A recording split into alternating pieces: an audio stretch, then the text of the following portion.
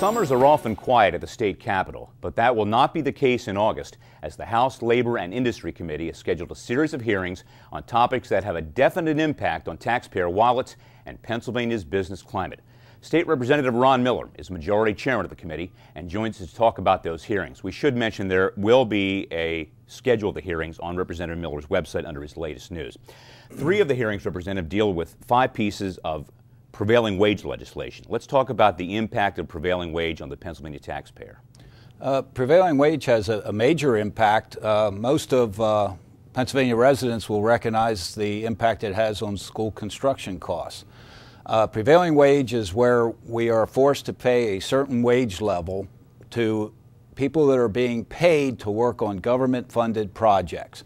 It doesn't have to even be 100% government funding. It can be a portion of a project. And if it receives state funding, we must pay a prevailing wage for that project. What that does is, and we had a hearing on this earlier this year. I'm told it might have been the first hearing in 8 or 10 years in the House or the Senate on prevailing wage.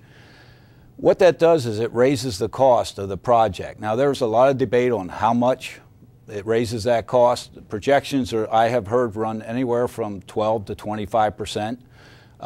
If we use 15% even, the question becomes, why do we have the taxpayers in a school district paying an extra 15%, let's assume that's what it is, on the cost of a school construction, which they pay through their property taxes, and it benefits such a few people by paying that prevailing wage? It's not like everybody benefits from it. It's a select few that are lucky enough to work on jobs that have some amount of government funding involved.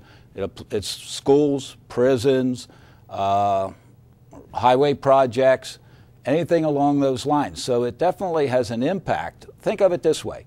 If we didn't have to pay prevailing wage on road projects, building new bridges, how many more bridges that are deficient now could we afford to do and reduce that number of deficient bridges, or we stretch the dollar? So it's a very important issue.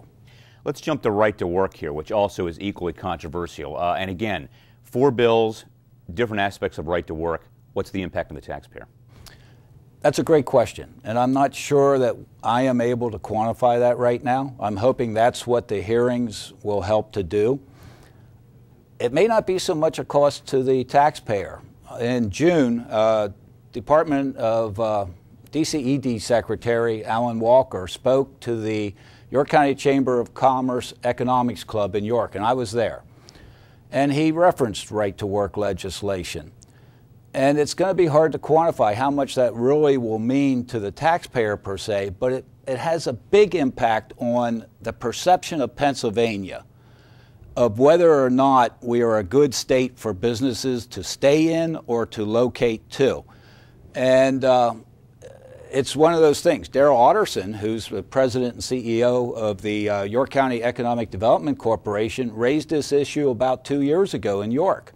And he said, if Pennsylvania became a right-to-work state, it would help us to attract business. And he's absolutely right. So I guess more than anything else, it'd be like hanging a big sign out in front of Pennsylvania saying, welcome, open for business, move your business here. And we're in a jobless economic recovery right now.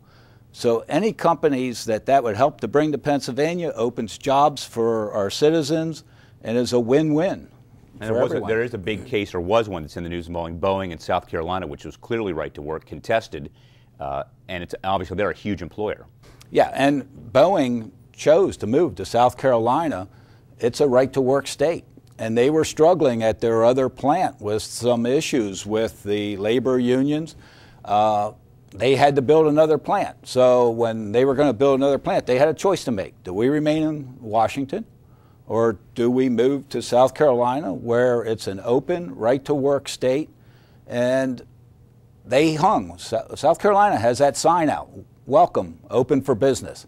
We need to look and see what impact that might have on moving Pennsylvania's economy forward, especially in the field of creating new jobs. If you have questions about this or any other legislative issue, Representative Miller's contact information will be on the screen in a few seconds.